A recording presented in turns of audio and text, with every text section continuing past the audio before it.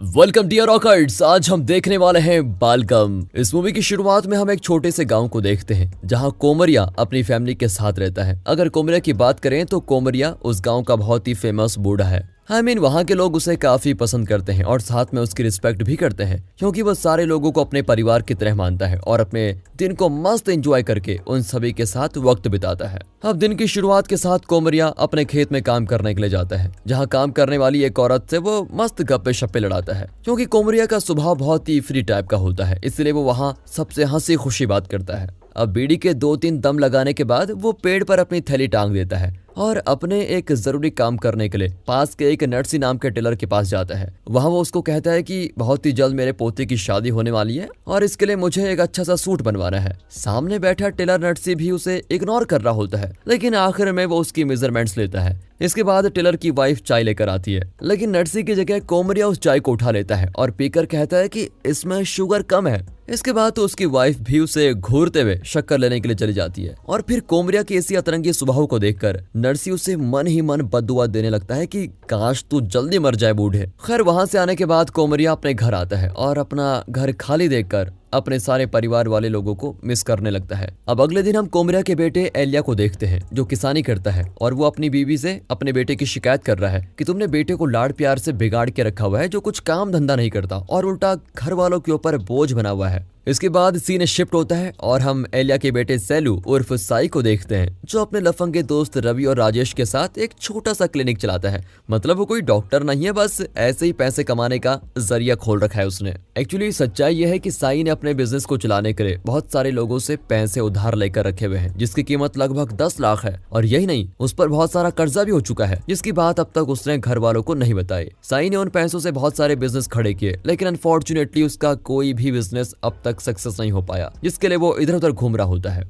अब एक दिन उधार लेने वालों में से शंकर नाम का आदमी उसके पास आता है और पैसे देने की मांग करता है लेकिन इस पर बहाने बनाते हुए साई कहता है कि देखिए अगले 2 ही दिनों में मेरी शादी होने वाली है और शादी में मुझे 15 लाख का दहेज मिलने वाला है, उसमें से मैं आपके 10 लाख चुका दूंगा और 5 लाख से अपना कोई दूसरा बिजनेस शुरू कर दूंगा। अब साई की बात सुनकर शंकर का आदमी उससे कहता है कि वादे के मुताबिक अगर तुमने पैसे नहीं लौटाए तो हम तुम्हारे घर वालों को तुम्हारी सारी सच्चाई बता देंगे और ऐसी वार्निंग देकर वो वहां से चले जाते हैं। अब ये मुसीबत साई की कम हो चुकी थी कि तभी एक आदमी से उसको पता चलता है कि उसका दादा कोमरिया इस दुनिया में नहीं रहा। ये देखकर उसको एकदम शॉक लगता है। फिर वो अपने दोस्तों के साथ फटाफट अपने घर पहुंचता है जहां वो देखता है कि सचमुच उसके दादाजी कोमरिया मर चुके हैं। ये देखने के बाद साई कंफ्यूजन में पड़ जाता है क्योंकि वादे के मुताबिक तो उसकी शादी 2 दिन बाद होने वाली थी पर अब कोमरिया के मर जाने के बाद शादी थोड़ी होगी। अब सारे लोग उसकी अर्थी के पास रोना धोना शुरू कर देते हैं लेकिन साई के चेहरे पर कोई दुख नजर नहीं आ रहा है क्योंकि उसकी शादी की तारीख अब और आगे बढ़ने वाली है और साथ में उसे शंकर को भी जवाब देना है।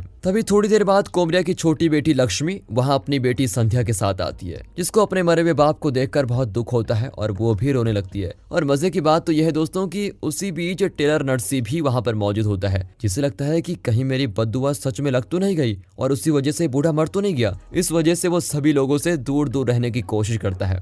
खैर अब अगले दिन हम कोमरिया के जमाई यानी लक्ष्मी के पति नारायण को देखते हैं जो वहां पर मौजूद बुजुर्ग लोगों से अंत्यविधि के कार्यक्रम के बारे में पूछता है जो उसे कहते हैं कि जब कोमरिया का दूसरा बेटा मोगलिया आएगा तभी अंतिम संस्कार का काम शुरू किया जाएगा। अगर नारायण की बात करें तो वो अपनी फैमिली को लेकर किसी दूसरे गांव में रहता है। एलिया के साथ रिश्ते खराब हैं, मतलब अच्छे नहीं है, जिस वजह से उन दोनों में बातों ही बातों पर बहस हो जाया करती है। इसी के साथ वहां एंट्री होती है साई के होने वाले ससुर जी की जो अपनी बेटी और बीवी के साथ वहां पर आता है। और हंसी की बात तो यह है कि अपनी होने वाली बीवी को देखने के बाद साई के बिहेवियर में अचानक बदलाव आने लग जाता है और वो बहुत अच्छे से पेश आने लगता है। लेकिन दोस्तों आपको तो पता ही होगा साई ये इसीलिए कर रहा है क्योंकि उसे पैसे चाहिए। और अब संध्या को दिखाते हैं जो साई की बुआ लक्ष्मी की बेटी है। वो भी साई की हरकतों पर गौर करने लग जाती है। अब उस रात कोमरिया की याद में उसके घर पर एक कार्यक्रम का आयोजन किया जाता है जहां गांव के सारे लोग मौजूद होते हैं। इसकी अगली सुबह कोमरिया का छोटा बेटा मोगलिया भी अपनी फैमिली के साथ आता है और अपने पिता को देखकर वो भी रोने लगता है। थोड़ी देर बाद फाइनली कोमरिया की अंत्यविधि का कार्यक्रम शुरू किया जाता है जिसके जनाजे में गांव के सारे लोग शामिल होते हैं क्योंकि कोमरिया गांव का जाना माना हस्ती था और बड़े जोरों शोरों से ढोल बजाकर कोमरिया को अलविदा किया जाता है।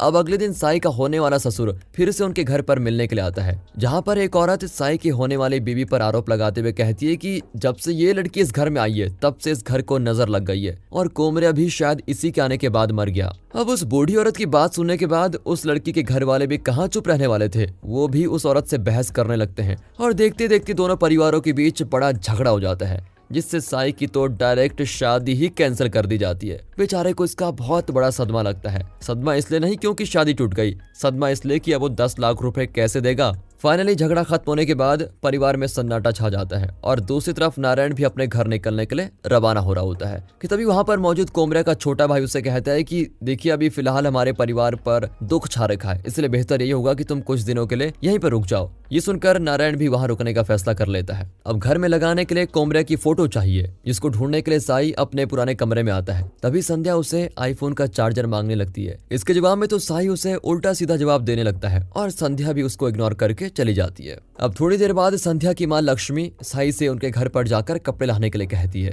जिससे वो 5-6 दिन का गुजारा कर सके और साथ में वो संध्या को भी उसके साथ भेज देते हैं। फाइनली संध्या के गांव पहुंचने के बाद जब साई उनके घर को देखता है तो उसके होश उड़ जाते हैं। अब ये देखकर साई के मन में एक और लालची आइडिया आता है। वो सोचता है कि अगर उसकी शादी संध्या से हो गई तो इसकी पूरी जायदाद का मालिक मैं ही बन जाऊंगा, क्योंकि संध्या का कोई भाई है नहीं। इसके बाद अचानक वो भोले बनने का नाटक करने लगता है और संध्या का नौकर बनकर उसके आगे पीछे घूमने लगता है। ये देखकर तो संध्या भी सोचने लगती है कि आखिर इस साई को हो क्या गया। खैर अब जैसे ही दोनों कपड़े लेकर अपने घर पहुंचते हैं, वहीं शंकर और उसका आदमी उसको दिख जाते हैं, जो उससे फिर से पैसे मांगते हैं। अब साई उन दोनों को एक प्लान बताता है, जिसमें वो कहता है कि संध्या मेरी बुआ की बेटी है, जिसके पास बेशुमार दौलत है। अगर मैं उससे शादी कर लूं तो बदले में मुझको बहुत सारा पैसा मिलेगा और उसी पैसे से मैं तुम दोनों का कर्जा भी चुका दूंगा। ये सुनकर वो दोनों भी साई को कुछ दिन की मोहलत और दे देते हैं। अब रात के वक्त साई के घर में बुजुर्ग लोगों की एक छोटी सी दारू पार्टी चल रही होती है, जहाँ पर एक बुजुर्ग कोमरिया के तीसरे पर लोगों को दावत देने की बात कहता है। अब इससे नाराज होकर नारायण उल्टा लोगों को कहने लगता है कि इनकी दावत देने की औकात नहीं।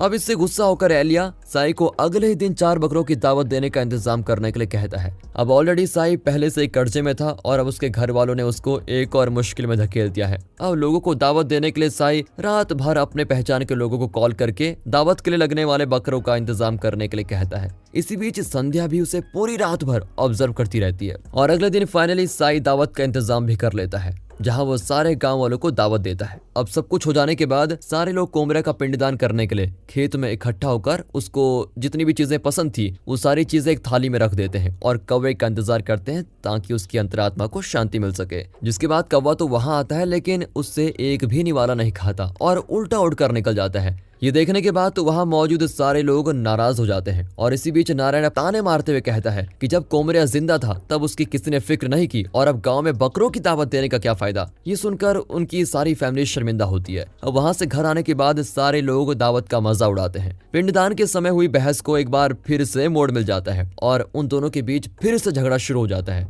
इसके बाद नारायण उस घर से जाने की कोशिश करता है, लेकिन एलिया उसको ताने मारते हुए कहता है कि तू सिर्फ यहाँ पर टाइम पास करने के लिए आया था और जैसे तेरा काम हो गया तो तू अब हम सबको छोड़कर जा रहा है। इसके बाद नारायण एलिया को चैलेंज देता है कि मैं अंतिम संस्कार के 5वें दिन 4 की जगह 10 बकरों की दावत पूरे गांव को खिला दूंगा, और वो ये कहकर गुस्से में चला जाता है। इसके बाद पूरे गांव में कोमरिया की पिंडदान वाली खबर वायरल हो जाती है और सारे लोग बातें करने लगते हैं कि पिंडदान के वक्त आखिर कौवे ने खाना क्यों नहीं खाया होगा। अब इस ओर साई संध्या को इम्प्रेस करने की कोशिश करने लगता है, लेकिन संध्या उसे कुछ खास भाव नहीं देती। अब रात के वक्त फाइनली नारायण वादे के मुताबिक 10 बकरों को घर लेकर आता है और अगले ही दिन सारे लोगों के लिए दावत का इंतजाम करता है। इसके बाद फिर से कोमरिया की पिंडदान की प्रक्रिया शुरू हो जाती है, जिसमें उसकी पसंदीदा चीजों के साथ दारू तक रखी जाती है और सब लोग उसी जगह पर आकर कौवे का इंतजार करने लगते हैं और आस लगाते हैं कि शायद इस बार कौवा आकर पिंडदान में से कुछ खा ले। बट अनफॉर्चुनेटली इस बार भी कौवा कुछ नहीं खाता। अब ये देखकर तो एलिया नारायण को ताने मारने लगता है कि शादी होने के बाद तुम एक बार भी परिवार से मिलने के लिए नहीं आए और अब 10 बकरों की दावत देकर गांव वालों की नजरों में अच्छे बनने की कोशिश कर रहे हो। जहां फिर से नारायण और एलिया के बीच बहस हो जाती है और गुस्सा होकर नारायण अपनी फैमिली के साथ घर चला जाता है।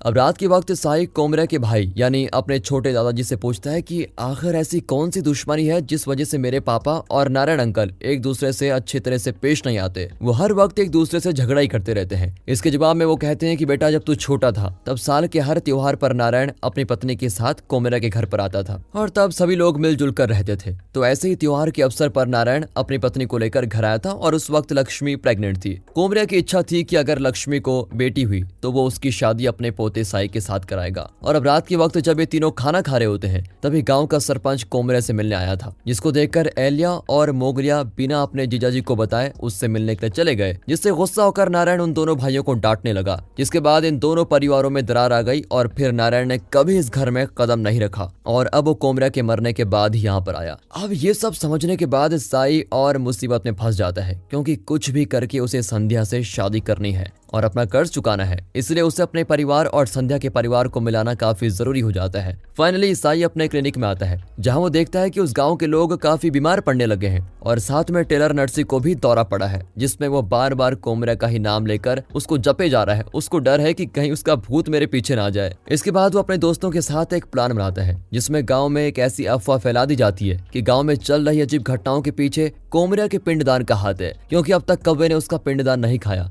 जिससे लोग ये समझने लगते हैं कि कोमरिया की आत्मा अभी भी इस गांव में भटक रही है और वही ये सब कुछ कर रही है। अब इस बात का पता जैसे ही नारायण को चलता है तो वो इस गांव में आने के लिए मना कर देता है, लेकिन संध्या और अपनी पत्नी लक्ष्मी को दुखी देखकर वो फाइनली कोमरिया के गांव जाने के लिए निकल जाता है। जिसके अगले दिन गांव में पंचायत बैठाई जाती है, जिसमें उस गांव के बुजुर्ग लोग सुझाव देते हैं कि अब तक आपके परिवार ने 2 बार कोमरिया का पिंडदान किया, लेकिन एक बार भी कौवे ने आकर पिंडदान को नहीं खाया। इससे यही साबित होता है कि अब तक कोमरिया की अंतिम इच्छा पूरी नहीं हुई है, जिसको पूरी करने के लिए आपके परिवार को फिर से 11 दिन बाद पिंडदान करना होगा। और अगर कौवे ने पिंडदान नहीं खाया तो पंचायत आपको सजा सुनाएगी, जिसके बाद आपको एक गांव छोड़कर भी जाना पड़ सकता है। ये सुनकर सभी मान जाते हैं और नारायण का परिवार साई के घर कुछ दिनों के लिए आ जाता है। अब संध्या को देखकर साई फिर से उस पर ट्राई मारने की कोशिश करता है और धीरे धीरे संध्या भी उसे लाइक करने लगती है। ये देखकर तो वो काफी हवा में उड़ने लगता है। फाइनली वो लोग एक जाने माने पंडित के पास जाते हैं, जहां उनको पता चलता है कि कौवा आखिर पिंडदान को क्यों नहीं खा रहा है। जिसके जवाब में पंडित जी कहते हैं कि कौवा धरती पर मौजूद एक ऐसा पक्षी है जो आत्माओं को देख सकता है। अगर कौवा पिंडदान नहीं खाता तो इसका मतलब साफ साफ यही होता है